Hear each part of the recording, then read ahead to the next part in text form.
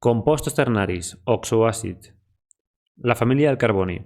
A continuació apareixeran les combinacions més freqüents, és a dir, més estables, amb nomenclatura tradicional que accepta l'IUPAC. El carboni el tenim així, la família del carboni, dels no metals, i actua en nombre d'oxidació 2 i 4, amb l'excepció del silici, que actua només en 4. Per al carboni, amb nombre d'oxidació 2, el sufix serà os, i amb nombre d'oxidació 4, el sufix serà ic. La forma de la fórmula és aquesta. Per a nombre d'oxidació 2, podem calcular ràpidament que si el carboni actua amb més 2 per un àtom de carboni, 2.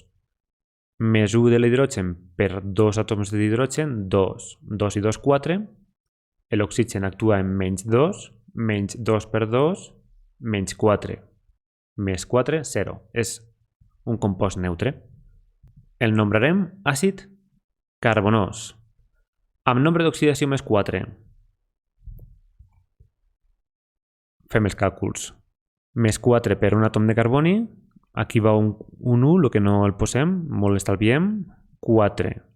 Més 1 de l'hidrogen per 2, 2. 4 més 2, 6. Menys 2 de l'oxigen per 3, menys 6.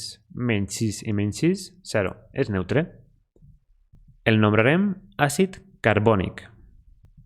Per al silici, el següent element de la família del carboni, té nombre d'oxidació més 4 i el compost més estable, ja que és una excepció, es forma amb 2 molècules d'aigua. Per tant, observeu que si apareix en comptes d'un 2, un 4. Li direm àcid silícic. Òxid de silici amb nombre d'oxidació 4, ja que està simplificat, amb 2 molècules d'aigua.